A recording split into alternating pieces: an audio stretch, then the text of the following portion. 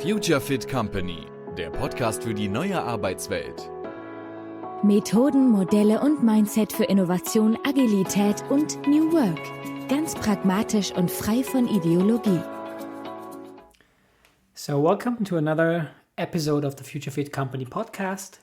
In this episode, I speak to Arjun, who is a serial entrepreneur around tools for meetings. He's the founder of a company called Zync, which is a tool to change the environment in remote meetings and thus also create behavioral changes. We speak about meetings, hybrid meetings, remote-friendly meetings, and remote-first meetings. We talk about different bandwidth of different types of meetings and things you can sense and see in certain meetings and can't in others. And we also talk about the assumption that physical meetings are always superior to remote meetings. And we will challenge these assumptions and also talk about when this is actually true and when it is actually not true, and for what specific purposes remote meetings might actually be the better choice. So this was a fascinating conversation, and I hope you find it equally interesting. And now, without further ado, enjoy my conversation with Arjun. Welcome everybody to another episode of the Future Fit Company podcast. Now you can hear already one thing, it's an English episode again. So listeners who listen to this regularly know that like the majority of our episodes are in German, but we're having English episodes every once in a while when we have interesting guests that we want to speak to that are not German speakers. So here's another English episode, and today I'm gonna talk to Arjun, who is and he will tell us a bit more about himself, but he's founder of a company called Zync, and we got to know each other in the context of meetings and successful, productive meetings, and we had some very interesting conversations around this, and that's why I thought, because meetings are a key topic for organizations and how to do better meetings is a key topic. And that's why I'm very happy to have you here today, Arjun, to talk about that topic. Welcome. Thank you, Florian. I'm so excited. Glad to be here. Cool. Arjun, tell us a bit, because it might be possible that the listeners don't know you yet. So tell us a bit about yourself and what you're up to. For sure.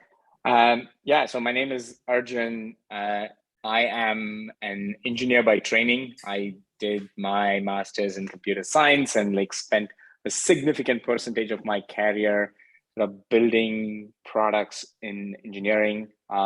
Spent a good deal of my time working in different size companies.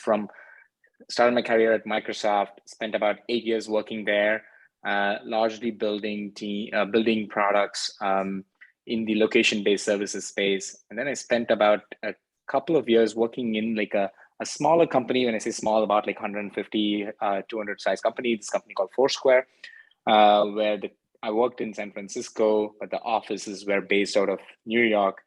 And then I was in San Francisco, so obviously I had to start something. I guess it's when you are there, you got to scratch that entrepreneurial itch. So I was an entrepreneur in residence in this place called Stanford Research Institute. SRI is a lab based in Menlo Park, where I spent a summer working with the people over there, exploring the different voice technology concepts that were available at that time, and spun out my first company called Ambit in roughly around 2016, 2017 or so. And this was in the space of using voice technology to understand how people communicate in teams and how teams collaborate with each other. Spent about 2-3 years working on that. We were largely selling into educational organizations, and then ended up trying to pivot into enterprises, and didn't quite work out there. wound down that startup, and then in the middle of all of this, moved from San Francisco back to Seattle, and started my current company, Zync. Again, also in the space of meetings and how we can help companies and organizations build a great meeting culture by blending interactivity, video conferencing, and presentations into a single product. So that's kind of what I'm doing, a little bit about myself. Cool. We will deep dive into some of the topics and some of the threads you just mentioned, but I'm curious to hear first. So you said there was Ambit, now there is Zync. Both are dealing in the with the topics around meetings and how people collaborate. What got you interested in that in the first place? Like, was there a moment where this dawned on you, like this is a topic I'm fascinated by or interested in? Yeah, I think this was like a few years into my career at Microsoft. Again, being an engineer, I realized that like your intelligence or your ability to create things only takes you to a certain level. You need after that, in anything about like leadership or when it comes to like career progression, you need to like start honing your people skills or your emotional intelligence, and that's kind of how you do this. And I realized that I was not like quite well equipped with that, and I realized that there are people who were not as intelligent or like as smart, and like they were doing really well, and rightly so, in that scale. And that got me to think about it's like, hey, what is going on? And that got me to like think about it. And as you can say, it's like meetings is what got me fascinated, because like meetings is where all of these happen, right? Like where you are connecting with people, you're building those people skills. And I think we've talked about this earlier as well, as sort of meeting culture is like the culture of the organization. And so that's where like all these belonging, trust, career development, like everything happens, whether it is like your one-on-one meetings or whether it is a group meeting or whether it is like a big presentation or whatever it is. That's kind of where this happens. And I started like getting fascinated by that over and over. And realizing where I was lacking. And it started off as more of a self-improvement thing for me, which got me to like, starting to, when I was like starting my first company, it was a natural progression for me to say that it's like, let's do the most geeky thing. Let's do the engineering thing, is like, let's measure the crap out of this, right? Like, let's just like find what could be like a Fitbit for conversations, right? Like, so can we measure things like how fast I speak or how much I speak, and like how well I'm connecting, whether it is brevity of my conversation, turn taking, how much I listen versus how much I talk, am I asking enough questions, am I comfortable with pauses, and all these elements of it are very important when it comes to making valuable connections, and at the same time like like empathetic conversations.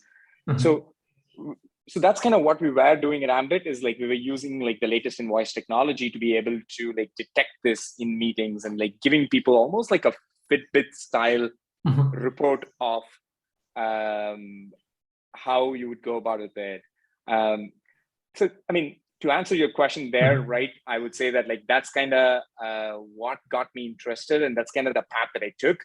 But of course, that path like took me to like different things after that as well. Okay, so it's interesting to hear you have that in your own work in mind. You have that realization, hey, that being in meetings and being able to interact with people in a productive way in a meeting seems to be maybe not as important, but almost as important or equally important than the technical skills on the one side. And then at the same time, what I understood from you, coming from a technical background, you would look at this also from a technical lens to see what is it that I can do with this, which then led to the creation of Ambit.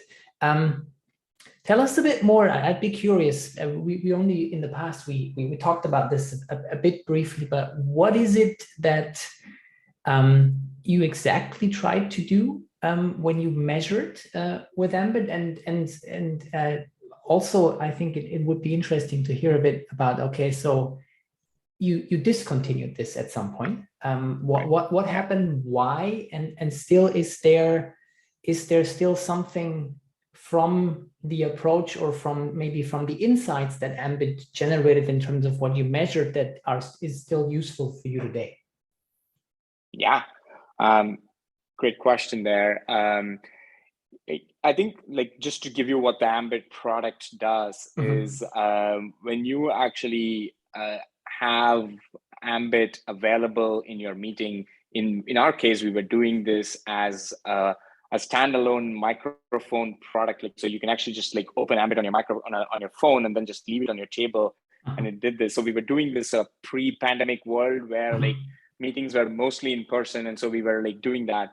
And the product itself, what it would do is like it would stream the audio from everybody who is having a conversation over there, and it would like take that and pretty much like even if it's whether it's your one-on-one or whether it's a group meeting, it will generate a report for that meeting at the end of the meeting, which will give everything specifically around like turn taking, like who spoke when, and like who spent like the most time like talking, who spent the most time listening. These are some of the more very obvious stuffs, right? Like identifying the speaker from their voice and being able to like say that. And then we started looking into like other things as to like, one of the key IP or like intellectual property that we actually had was around like emotion detection, which is like, say, I can tell when like I'm talking about like this is when I'm like slowing down and talking like this. And so that animation level that you talk with and how it changes during that conversation was something that we could detect. We were able to detect like, gender from what you were speaking. We were able to detect from pauses, disfluencies, or like the ums and ahs and like, and like I thinks, all those we were able to detect. And so at the end of the meeting, we would give a report just based on your voice as to like, how did this conversation happen? What was the ball movement like? How was the turn taking? How much did you listen? How much did you hear? And like, so it's like an individual report, but there is also like a team-wide report that we generate out of it. And that's kind of where we stopped. And that's also the reason why we actually like struggled a bit in saying that, like, if you take like the Fitbit analogy, like if you wear a Fitbit, you measure your steps. That was the part that we were doing is like Fitbit. But I think what we realized is that like we did not go to the next level, which is to say like first level is like getting the data, and then you draw insights out of it to say like, it's like, if your team is like conversing it in this way, then that's actually a problem.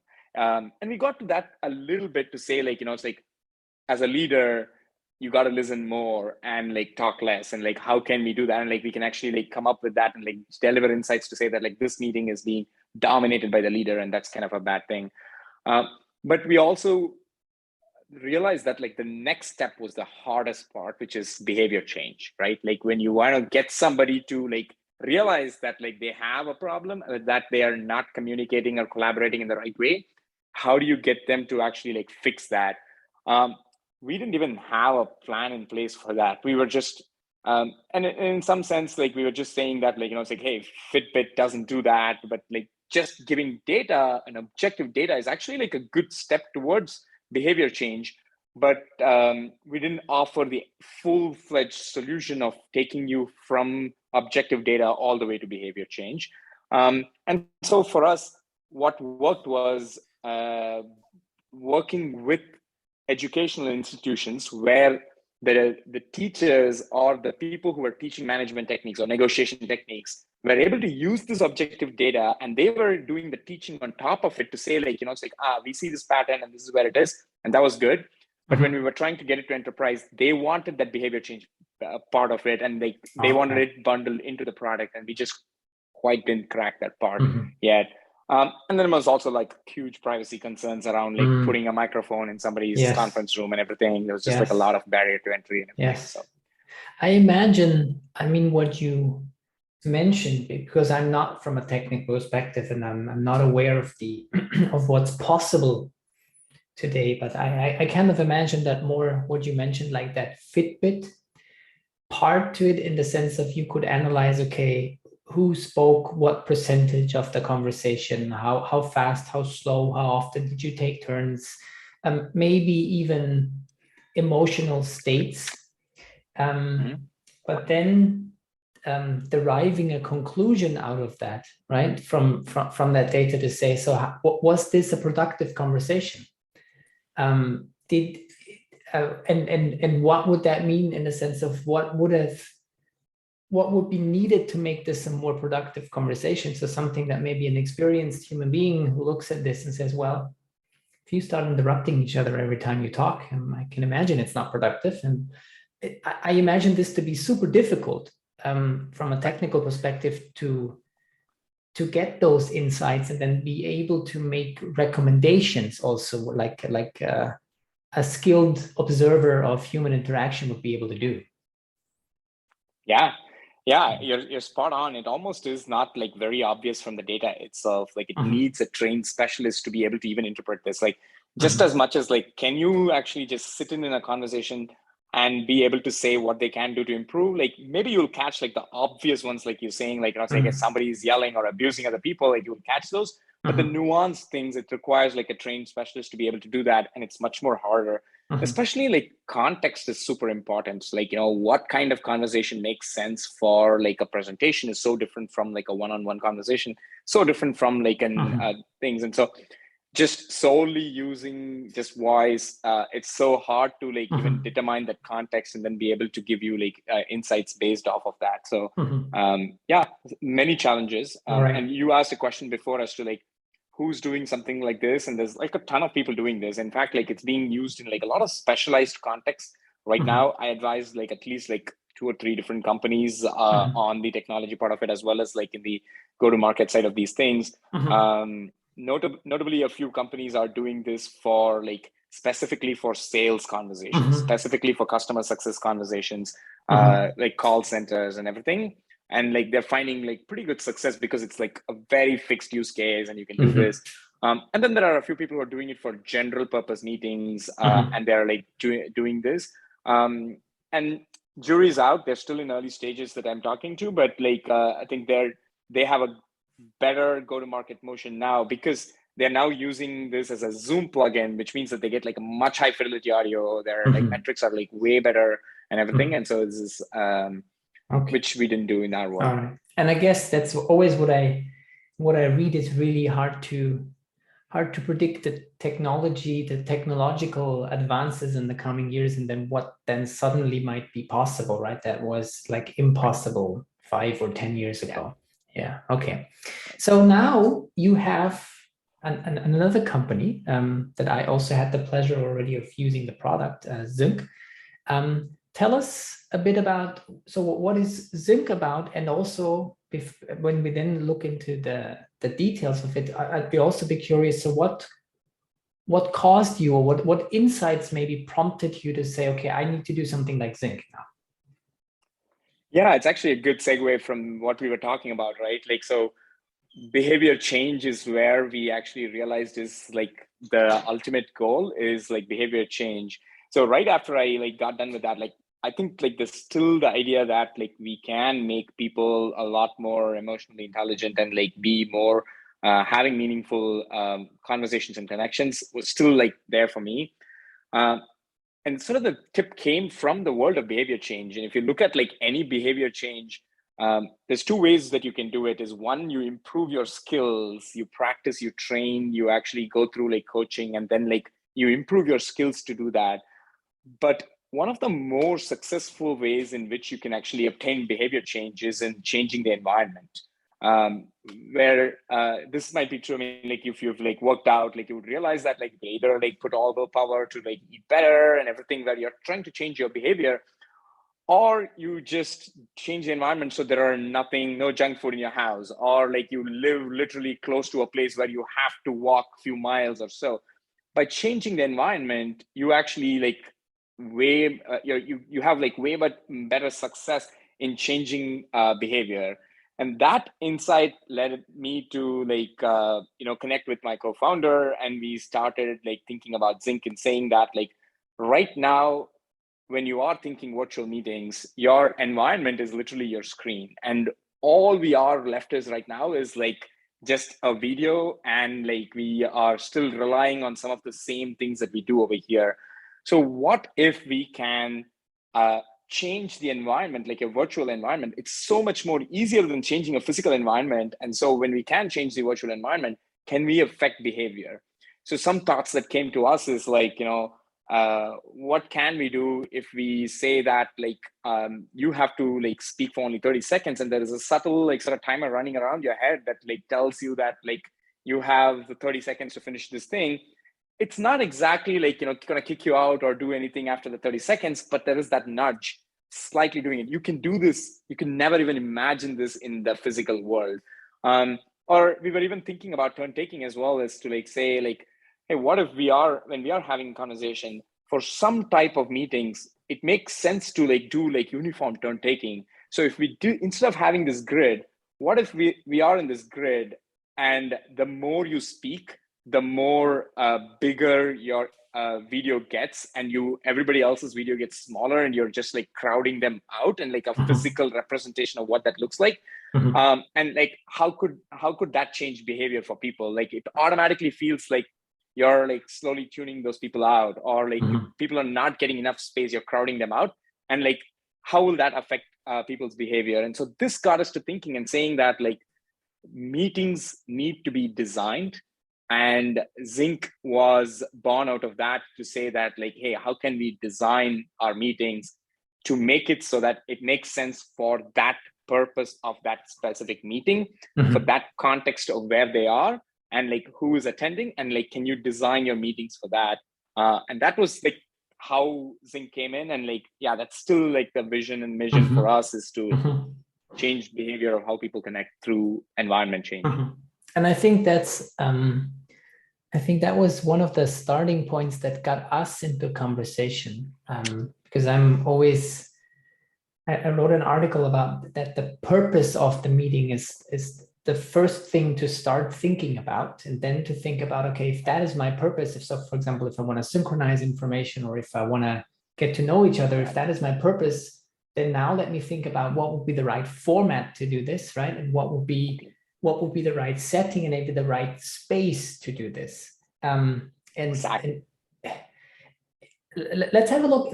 I mean, in pre-pandemic times, virtual meetings were not as common as they're now. Of course, there were some, or less common, and sometimes we could play around a bit with the space, maybe choosing a different meeting room for a different purpose, right? There would be some things that you would do if you're together in the same space, like sometimes when you want to speak and share something with everybody, maybe you would stand up, right? And just by standing up, that would already make a difference to people. Okay, something is different now, he or she is standing up. And in the standard virtual conference tools or meeting tools, it's just always people's cameras, right? And all these things are missing. And what I'm seeing now, what Zync does is you enable some of those changes, that it can actually look differently than just 4 cameras placed next to each other. Yeah, exactly. Yeah, I mean, I think a lot of people are approaching this virtual conferencing to think that like, I'm going to try and mimic as much of the real world as possible. And I think that's right? Like, so how can I, if I have to like raise hand, I literally raise hands, and like, you're doing those parts of it. But honestly, like it's better to like take a more ground up way of saying that, like, again, like this comes to like interface designs and design principles of each interface has its own affordances. Like they actually like enable a few things like much better, whereas like you cannot do that in real life.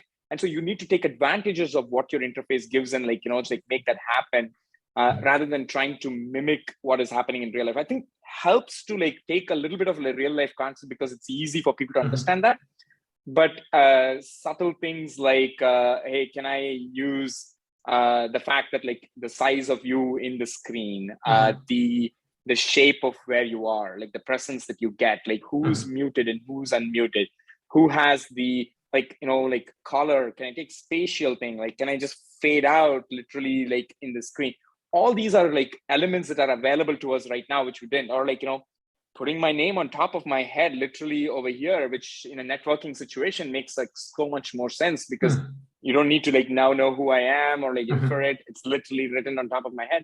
Being able to like tap into some of these things and to sort of ground up think about like virtual communication, rather than like A, making use of just video, or B, like trying to mimic the real world, like go to more like the metaverse side of things. Not that I'm against it, but I'm just saying that like there are different affordances here that we should like, take advantage of. So we will have Zync linked in the show notes, and I'm sure people who are not familiar with it will check it out. And you can, I think it's important also, you can see actually how that looks like. But if we would try to describe a bit, so how does that environmental change happen in Zync? So what I've seen, right, is that you have different templates or scenes that you can arrange. Tell us a bit more about what is it that you do different, and how can I imagine, if I've never seen that, Zync to be different from being on MS Teams or Zoom? Yeah, great. So yeah, in like your Zoom or MS Teams, like you have pretty much like two modes where like one, you're all in this sort of video grids, which almost is like the equivalent of like us all standing inside an elevator and having a conversation with like everybody seeing each other in like that kind of high fidelity. Or you have this mode where like somebody's presenting, you're just like off microphone, and like almost a theater mode where you're like sitting in a dark corner of your theater and like watching something. These are the only affordances that you can do right now. So unlike these, in Zync, you can think about a meeting as though it's flows between different sections of the meeting, as if you're moving through that, like you're moving through a slide deck. And so we've mimicked that concept as much as possible, so it's easier for people to create, to say that like each section of your meeting is a scene, and a scene is similar to a slide in a slide deck. And after every few minutes or so, you can move from one scene to the other whenever it's appropriate, and like everything changes. The layout of the scene change, the interactive elements that are there in that scene change, the color, the backdrop, everything changes according to that. So now you can create scenes that are purpose-built. So if you are thinking about like one of those meetings that is about alignment, maybe the first 5 minutes, how you welcome people, how you actually like do like your starter activity that aligns people, can be designed for just that specific purpose. And then you can move on to like your real meeting where like maybe you're all like brainstorming or like creating something, and you can like type them all inside the Zync platform itself. So it's interactive. It flows as if it's like a presentation deck. And like a presentation, you can add elements to it. And these elements include videos for different sizes and shapes. And so the layout just changes as you go through this. And needless to say, like, for many people, like trying to design a meeting is a new concept that they're not aware of. So what we have done is pre-created some standard, really good curated meeting templates with like, say, for example, if you are running a company all hands, what is a good flow for that? What is the good habits that you, or good practices that you can have in that? And you've created this templates that you can actually just directly start using, and then like just edit them like how you would edit like a Google Slides template, and then you can just get going on it real quick. And if you want to, like, you can like obviously like drag and drop and like control every part of it, or you can just start with like our template library. And I think that's it can be very nicely combined with what I'm advocating, in the sense of there are for meetings, you can have different purposes, and for the different meeting purposes, there are different, I call it like approaches or format, regardless if it's physical or virtual, of how you would go about it, right? So if it's about creating a good atmosphere in the beginning, you would maybe do a check-in format, and later on, if you want to synchronize information, you could do a standard or whatever. And basically so I'm offering more like a content in the process format, and you are offering also like a format or a way of how it then looks like and how it's arranged and how the environment is arranged in the virtual meeting, right? So this could be a nice combination that you think, again, from two reasons. What's the purpose? What's a format in the sense of content or process to go about? And then the next thinking is, and what's the appropriate environment that is suitable for that format? And so exactly. Yeah, you're rightly said. Like, and in fact, like after our conversation earlier on, like we sort of took some of those concepts and in fact, like baked it into like our product in some ways as well, to say like we expanded on what you gave us, like sort of the 4 different ways, and like we've read about it. Like, so we came up with like sort of 5 or 6 different types of scenes. Like, so are you in this moment in your meeting where you're trying to ideate? Are you trying to influence? Are you trying to align? Are you trying to connect? Are you trying to entertain? Are you trying to educate? Like, it's like just being able to do this. And then like almost all our scenes in the library will have, say like, if you are running a meeting that's all about alignment, what kind of activity that you can do in the first 10 minutes. And like, we have pre-created scenes for that will like do this. Not just like the arrangement, but like maybe like a built-in activity. Like imagine a connection style activity, which it asks like a random question and 3 people or like 5 people who agree with that should just like see on the one side, whereas like somebody who doesn't agree see on the other side. It's like a visual representation, almost like a mini game that you're doing inside there that gets people to like align really fast and things like that. So yeah, that's directly from like your conversation helped us in like coming up with those. Cool. I'm curious, we didn't talk about this before. Was the pandemic in any way a catalyst for you to create Zync, or was that already created before the pandemic actually happened and virtual meetings became really like the default way of getting together? No, I think the pandemic was like a big catalyst in this for sure. The reason being that like, I think the enough volume of people moved from being remote friendly to remote first. And for us, we are like when we were thinking about it as an interactive platform, it only made sense when like everybody had like that equality where like they all were like communicating with the same bandwidth. And I say bandwidth because like I'm able to see you in like a specific way, but if I have somebody who's like sitting right next to me, I see them in like a completely different bandwidth. And like, so there is like a lot of difficulties when it comes to that. Like, I personally believe that like hybrid meetings are like pretty unfair for like the remote participants because of that like bandwidth discrepancy. So I feel the pandemic gave us this feeling that like there is going to be people moving from remote friendly to remote first, and so there is a big enough market to now go.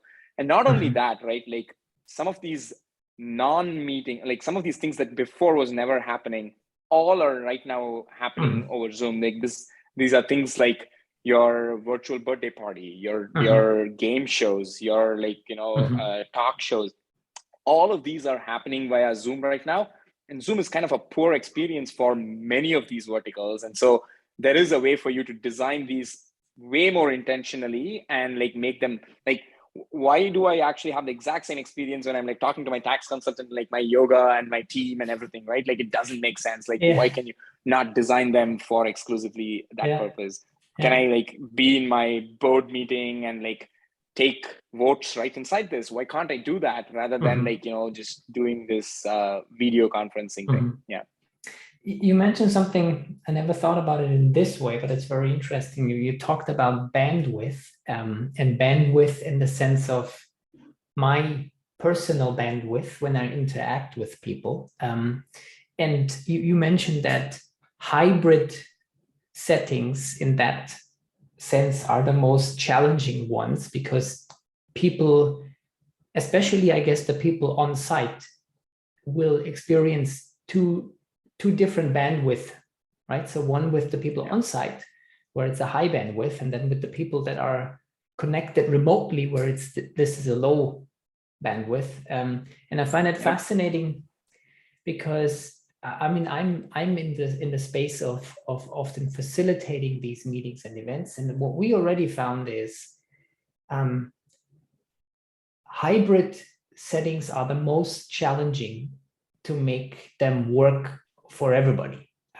So it's difficult for the people on site because it feels like there are those people remote, and it's very easy to forget or ignore them somehow. And then the experience is also different for the people who are joining remotely because they're just having a lower bandwidth and they're missing certain things. And I find that interesting, and I'd be curious to hear your thoughts on that, because now, like, as we're recording this, so it's May 2022, and in a lot of countries, a lot of locations, we're now getting into a state where the pandemic is controlled to a level where many organizations are now thinking about getting back to the office, or doing a mixed mode, right? With people maybe some days in the office, some days at home. And what I understand is a main assumption is, well, in the future, most of the meetings will be hybrid because, right, some people will be in the office and some will be at home.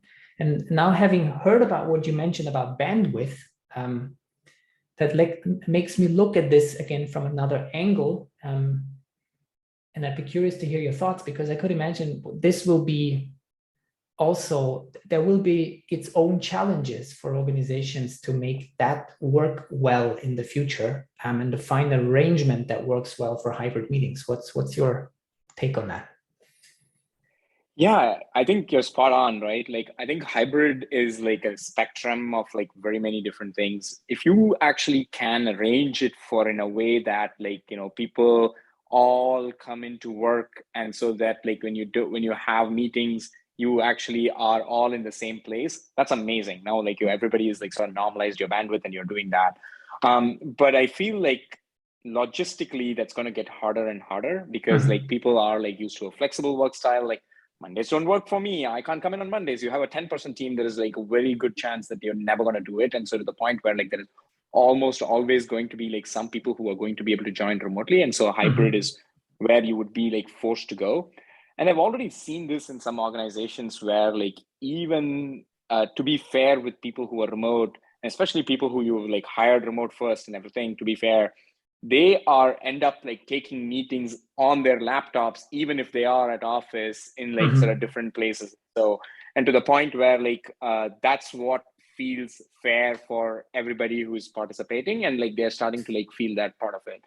So I almost think that like this will be definitely like a big challenge, to the point where like people will like go one way or the other to say like, I'm gonna put teams together that are always in like one location, and that's what it is. But which goes back to like sort of the culture thing.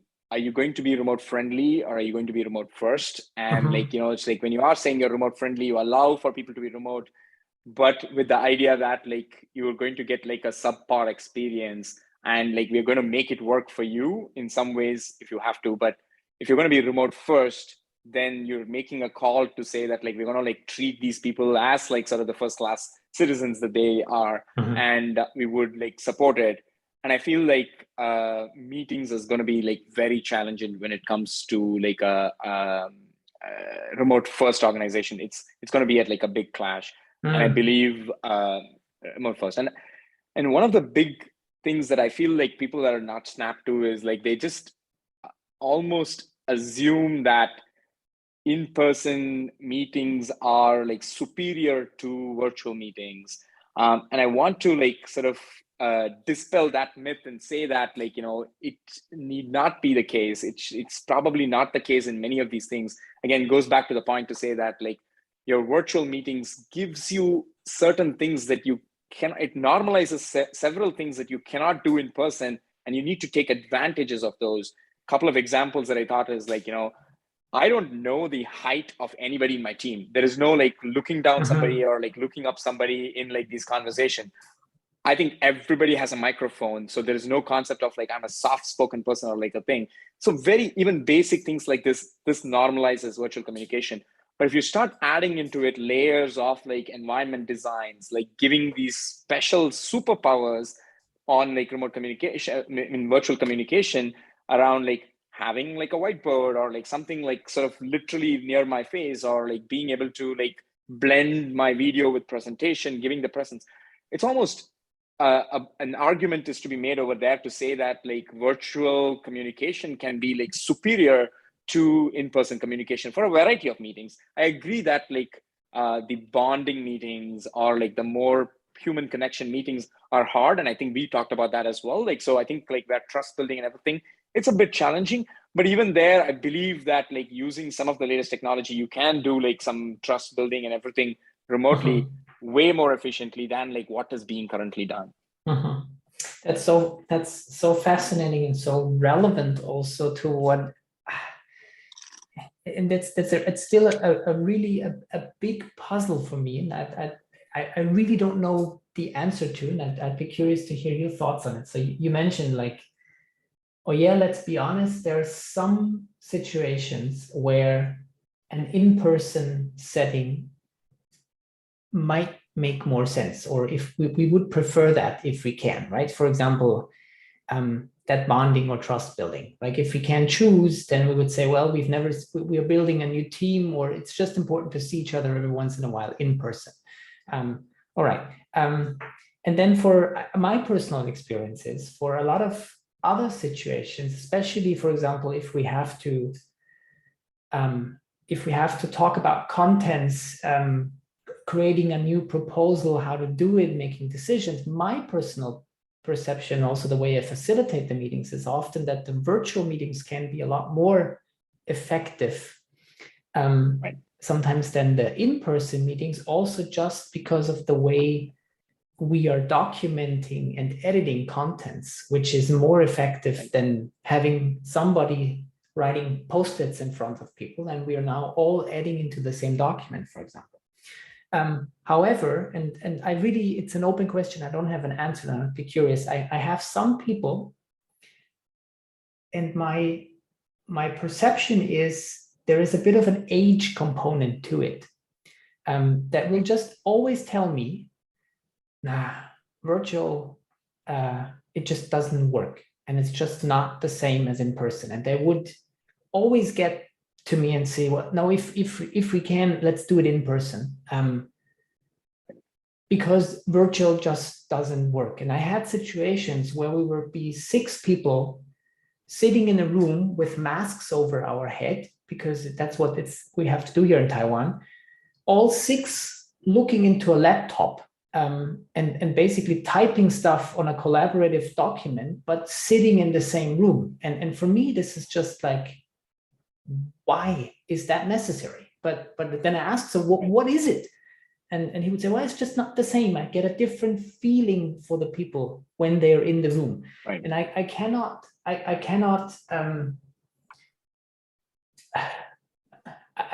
can't say it's not true for him, because maybe it is. And I can only accept that this is how reality looks for him. And I just have to see that my reality is different, and I wholeheartedly don't get it, and I don't feel it. But I'm still trying to figure out what is it that makes this so difficult and this experience so different for people. And I'm curious if you have more insights to this than me. What's your take on this? Why is it that some people say virtual just doesn't work and it has to be in person? Yeah, I mean, I think, I definitely have come across a lot of these, right? Like, I feel like one of the factors is like digital natives versus like people who are like more used to like in person. So, I mean, again, like age, you can say that, but there are like, even across age, I would say like, it's like people who are digital natives, or like people who are just comfortable with like digital, are like much more comfortable with this medium. And to be honest, like there is in a high bandwidth connection, like we are able to read a lot more, and people who have probably trained well in that set environment, like especially like salespeople, or like they're looking for these soft cues, like the head nods, like the looking aways and everything. They're used to like tapping into certain cues that we do with like gestures and body languages that we don't get the same kind of things over here. And so you're able to read that person less. And so I don't know if I can trust you because I'm not able to get those cues in person. But if you've never like really thought about it, or if you've not built a career around it in the past, then like, you know, you're just like learning from scratch over here. Or if you're a lot more doing transactional stuff, like, you know, where like it's about data and like information and like flow, you really don't need that kind of things. But the meetings that it require like connection and influence, like obviously like benefit from tapping into those things. I mean, people say this a lot about like, you know, almost 90 or like 60% of communication is how you say it rather than what you say. And even among like how you say it, it's like the non-verbal cues that actually like give you the indication. All that is getting like sort of, I had a good way of doing this in person and I've like trained myself to it. And now this is changing. So my cues are all like off. And so I'm pissed at that. Like that's kind of like the place where people are coming at this. I think it's going to be very similar to like the transition that happened for like mobile devices or even laptops or even digital for that instance. There are still people who say that, like, you know, it's like, I would prefer a printout if you actually have it in my desk rather than like just send me a document or email. So I think like there's going to be like a transition period. And I feel like this is definitely the future. And I don't think, I think there's going to be like a phase out period. Okay, so you're optimistic that at some point people will also just get used to this and there will be maybe less resistance to that virtual option. It's unfortunately for like a group thing, right? Like meetings are usually group things. It only takes one or two people to like sort of pull this whole thing down. And so it's probably going to be much more harder for this to transition as opposed to like some of these other mobile and device, which is almost like individualistic. And so this is a group thing. So it's easy for a couple of people to pull down the thing. But this pandemic has accelerated it. It almost, as my opinion, has put the things more in the favor of the other, and now it's going to be like hard to go back as well. What do you see? What changes do you foresee also for your own solution for Zync coming up when we will now see more hybrid settings? So where, for example, there will be 4 people in one room and they just use one room style camera to capture the whole room, right? And then you will have 5 other people like us now individually on a screen. What will that do to the way Zync works and to your templates and everything? Do you see any changes coming up in what those new settings and developments will do? Yeah, I mean, I think like right now, because we are like a pretty early stage startup, we made a conscious call to say that like, let's focus on the remote first scenarios and like not think about the hybrid scenarios, because yeah, as you said, like there's like a significant challenge. How do you design environments for like this hybrid thing? And it's like pretty hard. And so we didn't want to like immediately take that up. And so for like the foreseeable future, we will like target just remote first organizations where everybody has their own devices. But we do have brainstormed around like a few different ideas around like what can we do to make it like work for a virtual meeting. One small change that we did is to make it so that like so we have like similar to like the concept of like breakout rooms, like we have a notion of breakout tables, which is sort of built into the product itself, where you can actually like go and pick a table and like go sit on it. And when you do, you can actually like talk to the people who are in that table, and like only those people will hear you and not. And so we've been thinking about this idea of like, if you do a hybrid thing, can you actually like do it almost as if it's like a 2-room scenario where like there are people who are in like a single room, and then there are people who are all virtual in a single room who can like talk to each other and hear each other. And it actually like kind of evens out the balance a little bit. And we've explored that, like we've not done any tests and we don't know how this is going to be. It almost might become like a very big, like you versus me kind of thing as well. The social aspects of it. We don't know that, but those are some things that we are exploring. And we've also like explored things to say like, can we still keep your laptops and or your phones open in a way that like you all get individual cameras, and so you're like physically represented, but like do some smarts with the microphone so that it is not like sort of echoing and everything, but it does a good job of like making it look like a remote first meeting for everybody, but then it's there. But these are like more hardware specific projects. We've not like explored this much. Okay, and I also assume it will take some, again, it will take some habit change of people, because that's what I'm also seeing.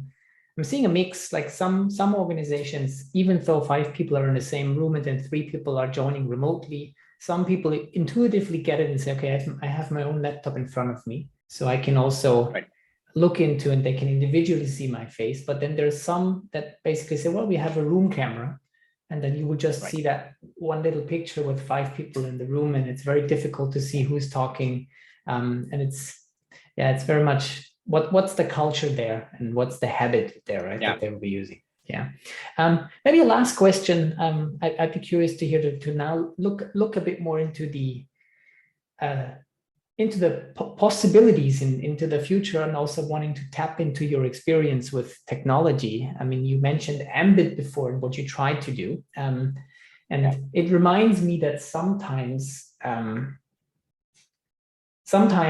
maybe an idea's time also maybe has not come yet, because technology wasn't mature enough, or it didn't allow certain things to do. And I'm curious, what do you see in terms of some other technology-enabled changes that you can imagine, or that you see this could become a reality in a few years down the road, in terms of meetings, virtual meetings and collaboration? Of what is some technology that you think might be mature enough in a few years that this will change collaboration in one way or another? Yeah, definitely. I mean, I feel like there are some very low-hanging fruit even now that like it's not even like multiple years into the future, that are even now that like we're also working on this. Again, like this all stems from the idea of like not trying to mimic what happens in the real world, but like sort of take advantage of this. Is almost like making meetings a lot more integrated with like your other tools that exist, and like it's just like a network of connectivity. This point of time, meeting is a silo that happens inside Zoom, and like nothing comes out of it, but it really doesn't have to. Like, can you actually like have, as I'm talking, can I actually like pop my LinkedIn profile right inside over here that you can actually like see? Or can I actually, when we are discussing this, can we actually like take down some notes that just goes directly into our emails? Can I assign you a task right over here that goes into my task system, whatever it is, Jira or whatever it is? Can we like use that? Like, makes so much sense to do it, and we can do it. And like right now, it's seen as a silo, and the only output that you get out of it is like this bulky 1 hour of recording that's like almost like sort of unusable at this time. So that I feel is like one of the first steps that will happen. I think the next set of changes around like AR, using AR enhancements to like like sort of augmenting the reality of where you are. Like there is no reason like why I can't. I mean, like the background filter is like one of the very obvious ones. Like virtual background is like a very, very obvious use case of that. But like, and then there are like some companies that are like leveraging that to say like, can I have my slides in my background, or like can I actually like do some more fancy hats and like take all your Snapchat filters and like do it, and like can we actually like use that to bring like a better experience over here? I think that is going to like have another go at it.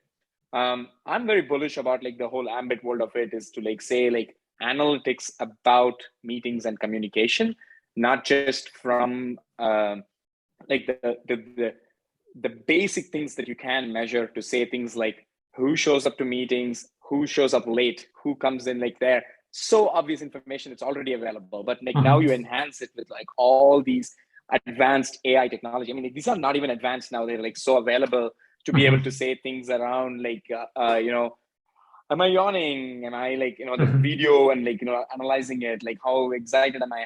How interested am I? And then like all the voice related things, what is being spoken, like there's so much AI development that's happened, and like now advanced analytics of meetings that have happened can like augment this. And even like simple advanced things like, can I get like a 5-minute AI created summary of this 1 hour meeting that actually like automatically like takes the highlights of this meeting and gives me that, because it knows this is the place where everybody laughed, this is the place where everybody were leaned in and talked, and like can you use those things to like create like a output of that? There's just so many things that you can do, like it's analytics but also like immediately actionable things from there. So that's another angle. And I think like there's obviously going to be like the metaverse or like the Oculus Rift part of it that goes more in the idea of like trying to mimic real world in this. I'm not like I mean I feel like that's almost like a big another jump yet to happen. I don't think the pandemic has made us ready for that yet, but there is probably like another jump that has to happen. Maybe it's better devices, maybe it's like better accessibility to these devices, but that I see is like could be in the future as well. Yeah. Yes, I find it fascinating. It reminds me of the book I read by Li Kai-fu, which was called AI Superpowers, which was like 3 or 4 years back, or comparing the US and China in their race for AI capabilities. And one thing that he would say, he would also analyze different jobs and how they will be affected by AI in the future. There was just one area where he would see, and it just reminded me of what you said, he would see that AI and human beings could actually strengthen each other in a positive way. So for example, that you would have a teacher and he would get technology induced feedback and prompts that he or she can use to have to teach better and to get certain feedbacks that otherwise, because of so many people in the classroom or something, he or she couldn't sense, right? And then I can see what you mentioned, that a bit to what Ambit was trying to do in the past, that we could, for example, like we do that at creaffective, we do after each of our longer governance meetings, we do a retrospective and say, so how did that go? And what could we do different next time? And I could, for example, very well imagine that the retrospective would also be informed by a more technical analysis of, okay, who spoke what percentage of the time, what was the emotion? And we get those additional cues into the retrospective and see, okay, so how was that? And how can we do things differently? So I can see a lot of possibilities, and at the same time being from Germany and knowing the data privacy concerns that would immediately come up and say, and I mean, I can't deny it's a possibility, right? They would immediately turn this into a Chinese-style dystopian surveillance system. Of course, it can be, but it can also be. I can see this also as very beneficial, depending on how you use it to improve the quality of collaboration and meetings if you have those technology supported ways of doing it. So very, very fascinating. Yeah, I mean, just that dystopian part, just like the last comment over there, like, yeah, I mean, I think that part of it is like definitely like happening. Yeah, you need to be very like the ethics of AI and everything should like definitely be taken into consideration. Like I've seen companies trying to do automated interview rejection based on like using AI and like doing that. And like now you're slowly going into the gray area of like, hey, is this even the right tool for these things? So, but I'm guessing you have a tool, you have a knife, you can use it for like anything. Yes. Like it's got like the good, it's got the bad. That's it. Arjun, thank you so much for being on the show, being on the podcast. This was really interesting, deep diving into meetings and virtual collaboration and technology. We will link into the show notes, so we will link onto Zync if people want to find out more. Any other place if people want to know more, if people want to get in touch, any place where people can find you, how people can reach out to you, what would be your preferred way? Yeah, Zync and our LinkedIn is probably like the website, and LinkedIn is probably like the best way. Obviously you can like put like a link to my email in case if anybody wants to like connect with me as well, and that's totally fine. Yeah, we also, as you mentioned, like we have the fully remote talk show where like we bring in people and talk about these topics, and that's also something that like we can link, but that's also inside the Zync website, so it's all good. So I'll just put a link into the show notes so that people can do some more investigation on there. All right. Perfect. Arjun, thank you so much. Awesome. And see you on the talk show soon. All right. Okay. Yeah. Thanks, Florian. This was great. Thanks for having me.